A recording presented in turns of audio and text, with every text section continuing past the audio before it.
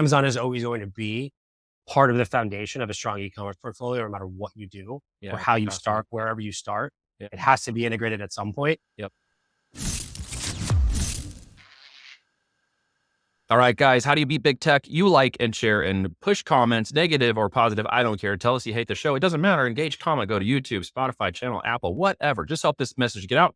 Help us beat big tech. Today, I got a special guest on who's in a similar area of us in the Amazon and omni-channel and business and direct to consumers. Got a long history of business and development and e-commerce. So I was excited when he wanted to come on the podcast to talk about all these things with me because there's a lot of major changes happening in 2024.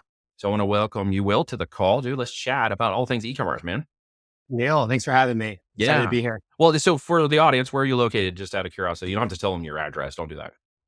I'm not here to dox people. I'm like, fortunately, yeah. Right now, I'm currently in Miami, Florida. Beautiful part of the country. I'm a transplant. Been about a year, so that's where I'm at right now. Fantastic. So just a day after the eclipse, did you get to see enough of it? Did you get to view it from where you were? Or?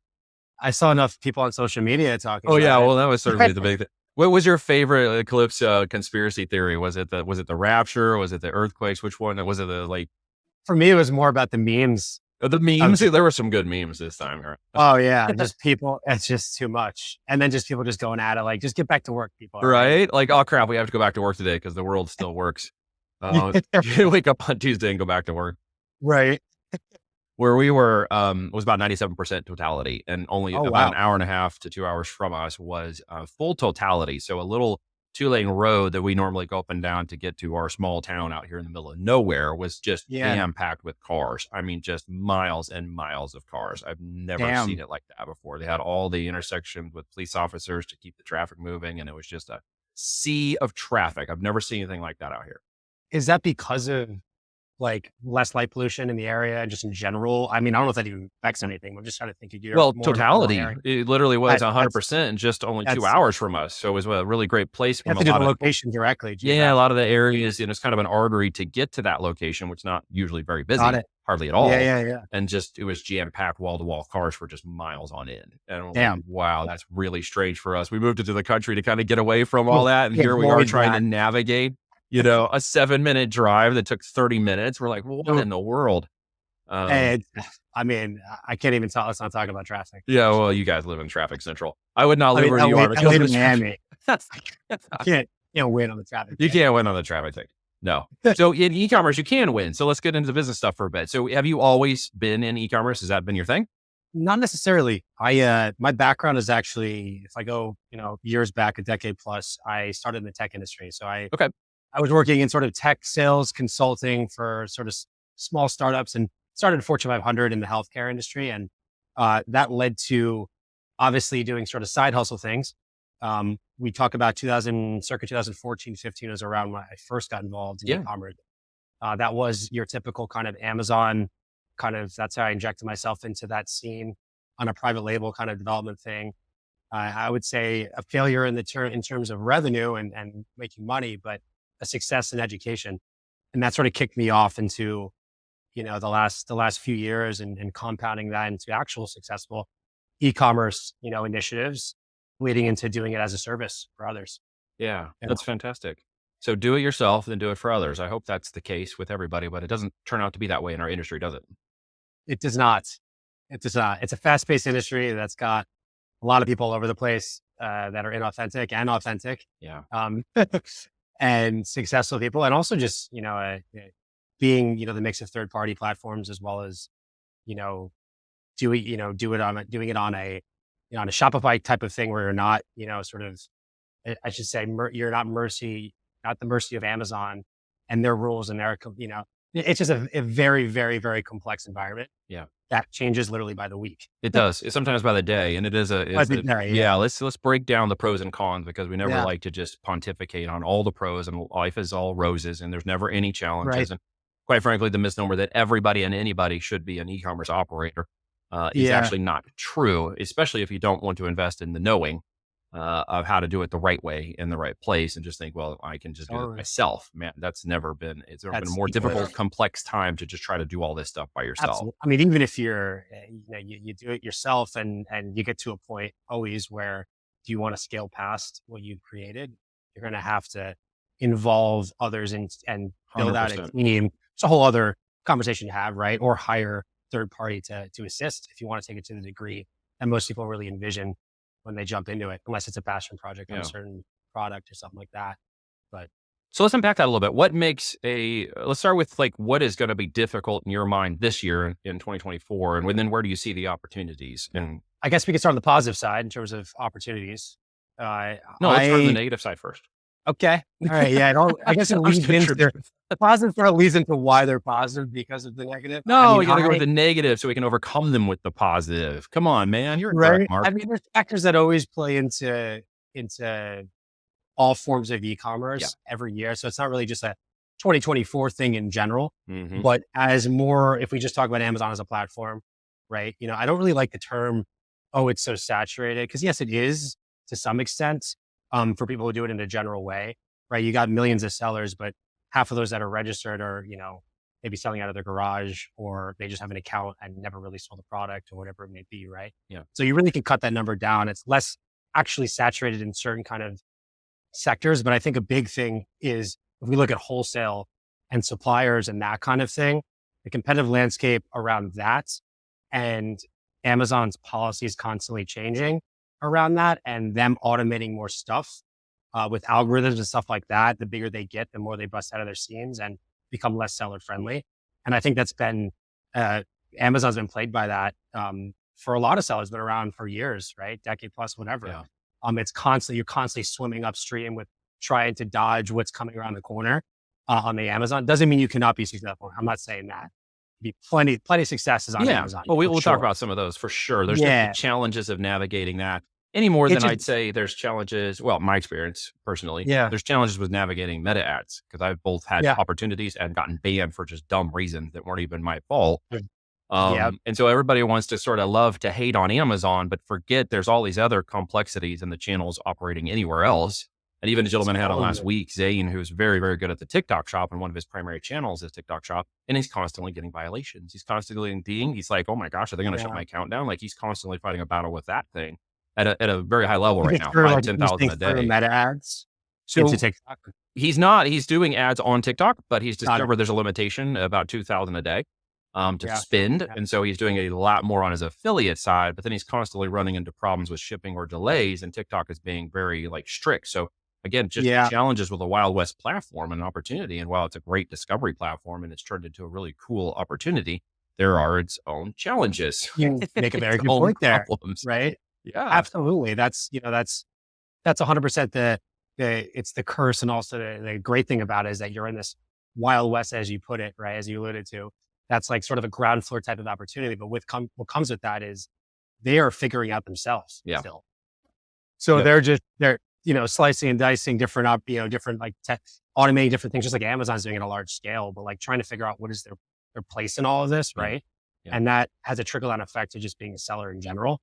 What I do like about TikTok though, on that side is even if you take away ad spend, there is the ability, unlike any platform, because it's considered social commerce, right? Which is a subset of e-commerce, to drive traffic without spending ads through viral videos, right? Yeah. Which is a huge strategy that I'm familiar with with my company and stuff like that. Is just the idea of being able to really have their algorithm is unique. And it's so bespoke, and no one's gonna have an algorithm like that in general. And that's why they've gotten to where they are as a company. And what it is, the virality, the potential to get something viral, be able to drive something that's content wise, that without spending out of money, and have that get in front of so many viewers who then may, depending on the product, may or may not impulsively purchase, right? So you can have maybe $100 day every other day for a month, and out of nowhere have a $10,000 day the next day based on something like that. So the excitement around that is really, really cool. But what comes with that is obviously some restrictions and really having to be on your toes. Hypergrowth problems, getting inventory and shipping physical products fast enough to keep up with their 2 days. All of a sudden you could get a video that pops off and bam, you're stuck in inventory and logistics problems all of a sudden. There you go. Right. It's a good problem to have, but at the same time, like shit, how are you supposed to prepare for that? The violations come in and you don't. If you're not careful, you can get shut down. So you have to play smart, which is the opportunity. So if we talk about old pros, we got to talk about opportunities because Amazon's the same thing. while it's difficult to navigate, and I agree with you, there are certainly challenges. There are the opportunities of, moving past saturated products, because there aren't Yep. really saturated brands. There are Yep. saturated products, which I think people get caught up in when they're only thinking about Totally. product and not branding. You agree with that? 100%. And then they've Yeah. got the opportunity to navigate changes as much as possible by trying to keep your model as simple as possible. Right. So I think people tend to overcomplicate what they don't know and make it more difficult to navigate some of those cons, which are Amazon's using more AI. And sometimes it makes dumb decisions. Sometimes it shuts an account down Not for no reason because the AI flagged something and no one did anything wrong.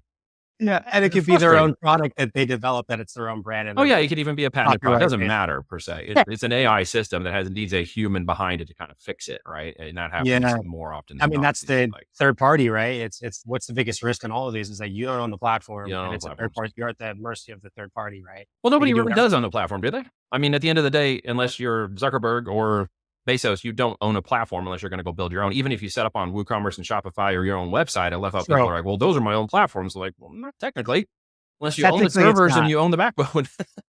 true. I mean, yeah, I would put them in two different ways of not owning it, Yeah, right? Obviously, because it's a third, yeah, but ultimately, yeah, you don't own the platform. yeah, And you want to, Shopify is amazing for a lot of different things. Like sure. the payout system might be more frequent and there's less restrictions and all of that kind of stuff, but you still are, who knows what Shopify is going to do the next day, right? Not saying that's going to, anything bad's going to happen, but no matter what, you are on a third party platform and you have to be aware and always on your toes, no matter what the situation is when it No comes doubt down to about running it. a business and actually scaling. Yeah. So if you look out for a second and kind of say, wait, for beginners maybe, and those who are selling maybe intermediate and advanced, kind of the three levels we would normally speak to, what would you see Yeah. as their opportunity? What would you tell them as their steps this year, 2024? Which should they be focusing on kind of at each of those levels? Cool. Honestly, it depends on the personality and obviously what they have financially, right, to put into it. But I would honestly, if I was new into e-commerce, I would do this sort of hybrid mix of Shopify integrated with TikTok because you can still drive traffic outside of with a TikTok presence. Doesn't have to mean your face on it, right? You can do low spend with UGC type creators, influencer marketing on the micro level, very, very big. I'm not talking about Kim Kardashian, advertising your whatever you have. If I'm you can, talking, yeah, no doubt. anything from like sub 50,000 influencers. Like these kind of partnerships are really, really big and they're growing. Mm-hmm. And so TikTok, even without TikTok Shop, is a huge vessel to drive traffic to any platform, whether it be Amazon, whatever. Yep. But I like the idea of Shopify's integration with TikTok, and that's really how it all started, right before TikTok Shop came to the US Yeah, you're right. in September of last year. You're And right. so I think that's a very, very good starting point for people. I think at all levels, Yeah. because you can reduce your kind of liability on ad spend and sort of do this kind of algorithmic, creative approach with TikTok and compound on that success and drive traffic outside of TikTok or within it, depending on what Yeah. you're selling. I think it's a very strong starting point. Obviously, we peel back more layers there. But for me, it's you would normally think when people just start Shopify, it's like, all right, well, that means you're not piggybacking off any foot traffic like you would with Amazon, right? You're literally going directly into ad spend. But that's why the component of TikTok is great. It's such a strong launch pad for brands, in my opinion. Yeah. Whether you're using the shop feature or not is a different conversation. Yeah. And so I think it's a good starting point for a lot of people who are new to the industry in general. Yeah. And if not, because you can always do both, right? Yeah. You could have your TikTok shop. Omni-channel. Where I would tag in on the backside, and I think your brain was probably going there, was Amazon as a Yeah. demand catcher platform. I was speaking with Yep. Brett about that earlier. Yep. It's where a lot of de facto people go now to Yeah. capture existing names, brands, and information. We spoke a little bit about how, infomercials are pulling things into the brand platform. Anything sucking in. sure. TikTok is being sucked over there. Shopify and Meta ads are getting sucked over there. So at some point, you got to Yeah. have that demand capture, in my opinion. What's your thoughts on Totally. I mean, like think about it. People are going to, I don't know the exact stat these days, but it's really, really up there in terms of you're going to find a product or search for something. You're not searching on Google, going to Amazon Yep. to search for the certain kind of, whatever you need, the plug or the electronic, whatever it is. Right. And so it does have that. It's the beast in that sense. Right. Yeah. And everything does sort of revolve around that in Yeah. so many different ways. And that's why it depends on obviously, there's depending on a lot of different strategies, a lot of ways to approach it, but Amazon is always going to be part of the foundation of a strong e-commerce portfolio, no matter what you do Yeah, or how you absolutely. start, wherever you start. Yeah. It has to be integrated at some point. Yep. We have, there's the ability to integrate it later on by starting a private label kind of development thing with TikTok, which is a strategy I've seen have a lot of success, right? Because it's just what I alluded to earlier, right? But regardless, you have foot traffic there and it has that name. And that is the basis for, a massive, a lot of growth. Even when you become established, you can do it prior or post, but Amazon is always going to be part of it. I think it has to. I think you just need it today, even if you don't really understand it per se. You've got to figure Absolutely. something out about it and realize it's kind of one of those needed. I jokingly, because of my age, at one point you had to have, the blue book or the yellow book. You had to have blue book. We never had a blue book. We had a yellow book. I don't know why I said blue. I mean, for the phone numbers. For the phone numbers, yes. Was never blue. I don't know why I said blue. Yellow book. Dean, you can cut that out of my edit, please. The yellow book was something you actually needed to have to be justified business. And then we moved into the internet age. And it's like, you got to have an info brochure website, at least to be a legitimate business. And I now say very confidently, if you have an e-commerce company and selling physical products online, you must have an Amazon presence at some point. You must have it as a part of your de facto standard. People go and they vet things out. Yeah. You see this product, you're like, oh, wait, can I get it on Amazon? And it's like, yeah, videos, infomercials, it does make you think a little bit differently. It's like, why isn't it on Amazon? Well, then you go, oh, maybe it's not a legitimate brand. I saw it on Meta and Facebook and it's not on Amazon. I can't find it. I went through TikTok shop or whatever and discovered and saw the video. Don't want to buy it there just yet because I don't feel confident. So I go to Amazon and well, it's not there. And they buy something else. Yeah. So, and then they're searching for, and obviously everything else that pops up. They buy four other things. It's like Amazon is like the Costco trip of the online world. Yeah, that's a good way to put it. It literally is, because I go in to buy like, one thing or two things and I don't get out of Costco for $500, right? It's just every time. And I go through and look at my wife's history, and we homeschool it in the country, and it's easier to ship things out here to us than to drive constantly an hour into town. And so it's like, wow, honey, like $300, $400, $500 at pop and all these different things. And the kids and the shoes and the homeschool and all stuff. And it's always very justified. Before you know it, you're stumbling upon. It's like, there's things behind and it just recommends stuff. And I was like, well, you know what? I didn't even know I needed that. And it's like, I needed it. They knew I needed it, which is also very scary. And also, that actually brings me into the idea of like going back to the social commerce concept. It's, people are going to Amazon, they're going to Walmart to buy something, right? That is the intent. Right? Maybe to search something and then eventually buy something you're going to, right? People are on TikTok to honestly just mindlessly scroll, right? And so a lot of the purchases and things that do well might be a flash sale where they feel like if they lose that thing and they don't buy it then within the app, then they might lose it forever kind of thing if it's a unique product. Yep. Kind of products that do well are different. Yep. And it's impulsive purchases, right? Must have a little bit of innovation. You're going to TikTok to buy detergent. You're going to Amazon to do that. Well, but on TikTok right now, I would launch, and maybe you've seen this and give me your insight, but from our perspective, I've noticed a lot of 2014, 15, and 16 Amazon products that are actually crushing it on TikTok shops right now, but you would never sell them on Amazon anymore. Yeah. That's sort of thing. So I think what's happened is all the Amazon people who got into those products and sort of locked in and still have some market share are now getting them on TikTok shop, which is giving them a little more lift over here, but they're selling thousands of units of them on TikTok shop. Like they're brand new, but you would never like intentionally go launch that product today. It's exciting to see where their shop future will go. Right? It is exciting. I think it's being elevated. I saw a report the other day that, my age group, the 40 to 50-year-old demographic is going on to TikTok faster than all of the 18 to 24 to 30-year-olds. So really, the expansion of that app, and we laughed because that's kind of what Meta did, right? So Meta was all the young, college, whatever, and then the 20-somethings and 30-somethings and 40s. And I think the average age is like dead on Facebook now. And so because of that, all the kids moved to Snapchat and then they moved to TikTok, and it's like all the boomers are following them around the apps. And all of a sudden now we've got boomers on TikTok, and it's becoming I'm 48. I'm not really a boomer, but I'm Gen X, baby. So the fastest grouping segment is growing is the ones that have the money.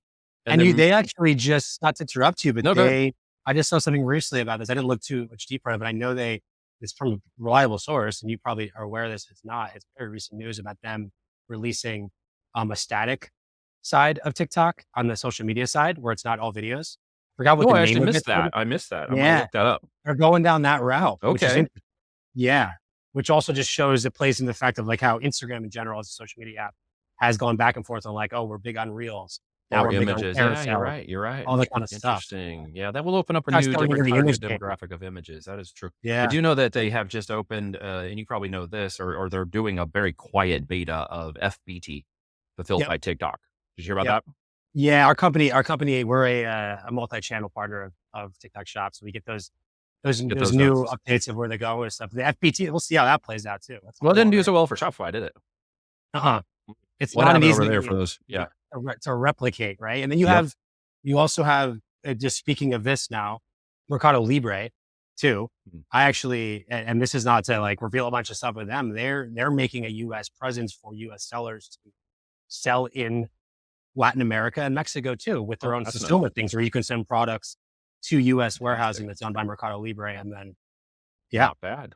Logistics and that's like supply chain touching is the the surface. battle, isn't it? It really is at the end of this day. With the amount of traffic and people they can gain, it really comes down to who is the smartest and Yeah. fastest People mover know that product. they can take a little bit of market share from Amazon, regardless of it always Just a going to little be the bit. number one, that you can chip Yep. away. It's just Well, it's kind of like nature of the business. Walmart, Trader Joe's analogy. If you've known Mm, with Trader Joe's and what's going on with them, like they are mm, recently just got like the most revenue per store, per person. So they're making like correct. 4 times more than Walmart is per person. So there is Yeah, always a niche to innovate and carve out, like Trader Joe's did against a Walmart niche of supercenters. There's yeah, like always a niche within an opportunity to inch. innovate. Yeah, for sure. Yeah. So Interesting. I see all these products in TikTok and I'm just waiting for momentary innovations to show up at the next evolution of that platform because some of these products are just your base products. They're your, what was the one I saw earlier? The pet cleaning, and you got a dog, so this may be for you. Yeah. But make your TikTok creator video with your dog and the groom him, and it sucks in Oh, the they get all that's those the big one extra right fur now, right? off. Yeah. But I'm like, well, there's like 4 of this tastes like chicken on TikTok shops right now. It's like, well, somebody Okay. needs to slightly innovate A little that bit. product and raise it up to like the $69 range. And bam, you got not only product, you've got their 6% platform fees until July. Hopefully this releases Yeah. before July because I think it's going to go to 8 I think in it's July. going to eight. Yeah. Yeah, It's we'll try eight. to get this released It was out at three at one point last No, year. it says 3 to incentivize. Now they're paying for your first 90 days of shipping labels. They were Yeah. incentivizing 30 to 50% of the product Yeah. price point. There's a lot of Yeah. stupid reasons for you to not get in right now and grab some market share, Totally. knowing the fees are going to go up. Pay attention to that. Yeah. Of Fees will go up. course. Of And course. really get that channel open, especially for Amazon brand owners and those on Shopify. If you're listening to this, The you need biggest. to Yeah. get your TikTok shops open and take Absolutely. Yeah. Yeah. That's like right in everyone's face right now. You got to capitalize on it while you can. Yeah. Sure. What else do you see innovating forward in this year in 2024? Where are you going? What are you charging for? Or what do you see?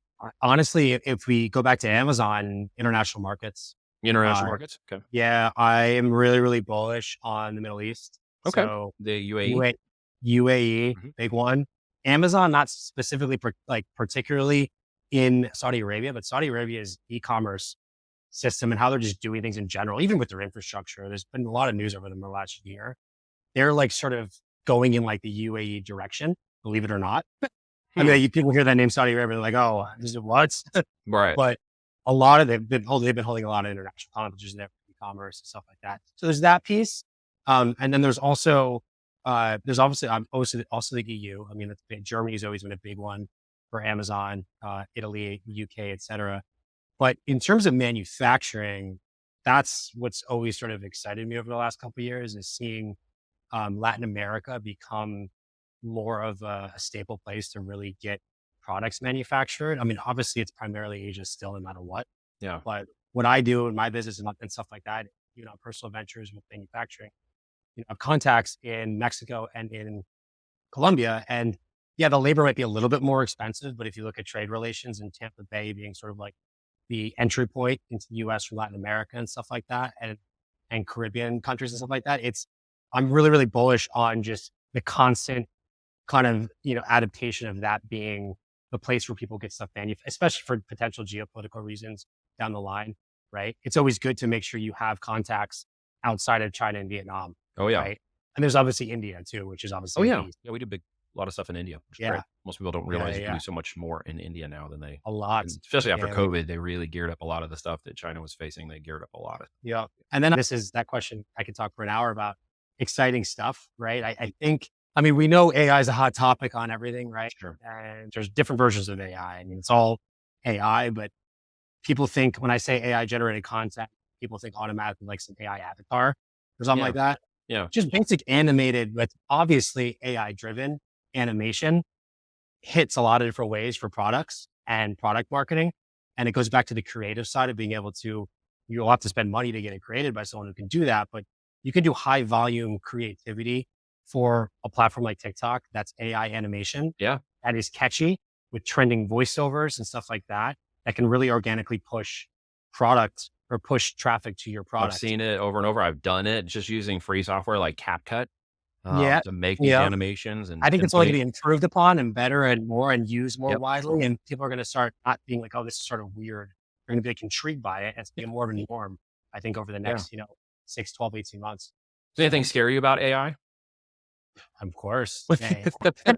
What's your favorite AI? Is it the Terminator side one, or is it somewhere in the middle of like control and manipulation and sentient AI?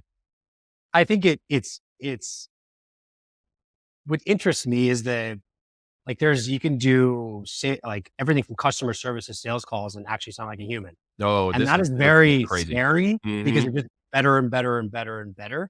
But it's also a great tool if it's used ethically and It could, disciplined, if right? used ethically. I just think though that in 2 to 3 years, it's going to be very difficult on specifically audio first. Well, but Soros on the side of the OpenAI project is starting Yeah. to be pretty scary Yep. because they're generating stuff that's just hyper realistic AI videos It's that are kind of insane. like, what is reality when I you like how they put a pause on that though. On like, we're going to make sure that like it's not in the wrong hands or they can't be the like ethical manipulated. boundaries of that Right. very One fast. big thing. As Well, long as just there's, yeah. voice, your person, your identification, the ability to determine whether or not you're talking to an AI or a human is like 2 to 3 years away max. Or Yeah. I where you saw could be having a some. conversation on a phone and realizing I'm not even talking to a person. Yeah, I saw some this is like I don't wanna get dark here, but I saw Mm, some kind of it was on a page talking about, like, the potentials and the scary things of that where AI could go and how in the wrong hands, how it could really turn really bad and ethical. about Yep. people sort of not really extorting, but, like, calling parents as if it's the Oh, there's really dark. child Yeah. who's in trouble, asking for Grandparents, money. people who don't recognize, using It extorting sounds them for just like money. them. How are you supposed to know the difference? Like, that Yeah. kind of stuff. So the company that comes in and has if it's not, well, it should be regulated, obviously, but like, to what extent can we, right? So at the end of the day, like, you don't want to regulate it, but you want to make sure that that's not happening. And so I think there will be an organization that comes in and has obviously another AI tool that just like you do undetectable AI and those kind of companies that for college papers and stuff like that, they can detect if someone is just plugging in and they're not really writing it themselves, right? Yeah. That there should be detection software that's built into phones at some point and that kind of, I mean, I'm going down a rabbit hole right now, but you know what I mean? It's just, I just always feel like that's when there's something like that that can be abused, there needs to be another thing that can monitor that. So we get into business ethics, which Yeah. is something that Yeah. everyone who's listening to this call should be very familiar with and should always stay at the highest level of their 100%. game. But Yep. AI, when used correctly and ethically, can be used for copywriting done correctly. It can be used for video and image creation, Totally. image stacks, graphics, TikTok videos, the YouTube Planning. I videos, mean, it's like the way I all look at kinds of AI cool is stuff. like if you're still the human is still behind it with whether it's as simple as just prompts, Yep. right? And your vision. Yep. It's a knowledge base that can help accelerate processes Yeah. for people and organize things and save time, right? Yeah. But obviously behind it and the thoughts behind it and how you sort of use it comes from really still the person's mind, right? Behind it. Therein lies the question of culture and ethics at the end of the day, right? Yeah. Can we Yeah. Yeah. maintain ethical culture from corporations to people, down to the individual level to ensure that none of that becomes a challenge in our society? 100%. I don't know I don't know where we are in all that. Where do you think we are? That answer, I don't even think I can give an answer for that either. 'Cause It's hard to judge, isn't I'm it? on the same page because it's like you have faith obviously in Sure. humanity, Yep. right? I do. I have a positive outlook on. I think people are inherently good, but obviously things get abused and there's like always a fine line of where does regulation get involved? Where is it overstepping? It's just a forever conversation, right? Yeah. And so that's why it's an easy thing to talk about because we don't know where things will go and where things might be overstepped by regulators and or people in general using a program. Yeah. So So as dude, this time has gone fast. We could literally keep going for another indeed is hour, but we have to kind of pause this one and invite you to come back to another episode and keep digging right. into these because we Hey, could go like for another hour. I know we could. is If there wasn't a question that I didn't ask or a thing I didn't say to get you to a topic that you wanted to speak about, what would that be? I think we were almost going there, but I went off. Okay. I'm really big. I'm really big on just on global commerce and just where things are going.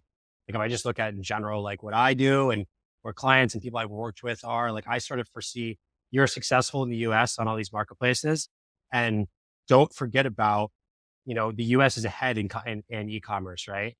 And there is just so much, and that's why I talk about Latin America and uh, Mercado Libre and stuff like that. There are other platforms, and there's also Amazon in general that is in dozens of countries. It's not to the point where it's going to be, but look into that. It's interesting to look at, especially if you're an established brand, to expand out, right? And there's markets where there's trends of products that go in other directions, and eventually we'll get to another country that are maybe 2 years behind in terms of what's hot here now, right? And so I think as a business person who's involved in this industry, definitely something to not forget about is global markets. That's not as difficult as people think when it comes down to expanding, especially if you're doing it on a platform like Amazon.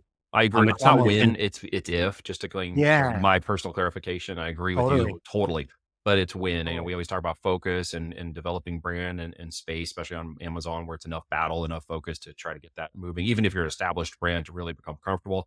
And then really think intentionally about when you should actually move into those others, because you should. Exactly. If you don't need to rush anything, right? No, just be focused. Well, there's always that sense of urgency we have. We're always behind. We're not going fast enough. And rush, hustle. And we're just boom, boom, boom.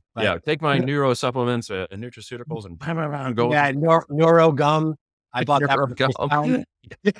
That one's making a big round right now. It is right now. Yeah, I got caught on that. That was impulsive buy on my end. Yeah, I saw that on Joe Rogan. Then I saw the guy who runs the brand going like, "Did we just get a shout out for Joe Rogan?" He's like, damn, that's going on. Talking about the hypergrowth program. He's like, we need 10,000 units of NeuroGel. Right. We're going to sell out for the next 40 years. For real. Well, I can't introduce you to Joe Rogan, although I probably would if I could. But if there was someone else in my network that I could introduce you to that you'd like to speak and have some time with and just spend a lunch or somebody, who would it be? Who would you want me to? In your direct network? Anybody. Wow. If I had my power. You didn't give me the laundry list of all the people you can sync me up to, man. Well, I don't know Andre 3000, but someone said Andre 3000. I don't actually know Elon Musk, but somebody said him. And I don't know Warren Buffett, but I do know we have 6 degrees of separation. So there's got to be somebody in our network, and maybe we can tag them below here. Jim Collins was the last reference from good to great. So interesting. Who do you got kind of like in your list, your repertoire? Man, there's a lot in other different ways. A lot of them are not. Some of them are business related. I'm trying to think right now. I think it'd be pretty interesting to meet Aubrey Marcus. He started, he started the supplement brand that was one of the first initial nootropics that really went into the scene, right? About 10, 12 years ago. And then sold it out to Unilever. Okay. And I think that story is very interesting. Yeah. And how he did that. I've read his book. Okay. Right. Very, very interesting kind of stuff. And it'd be interesting to meet him. I think they're based. Well, let's give him a call out. Did somebody tag him in below the comments on here or YouTube or Apple or somewhere, on the world? If you know him or you're around him or you can get us connected, tag it in the comments or whatever. Let's see what we can make it happen. Right. Interesting. I didn't expect this one at the end of the conversation. Gotcha. Swing in on the end just for an off the cuff. Well, it's been a pleasure, brother. Thanks for coming on. Absolutely, Neil. Thanks for having me. All right. Take care.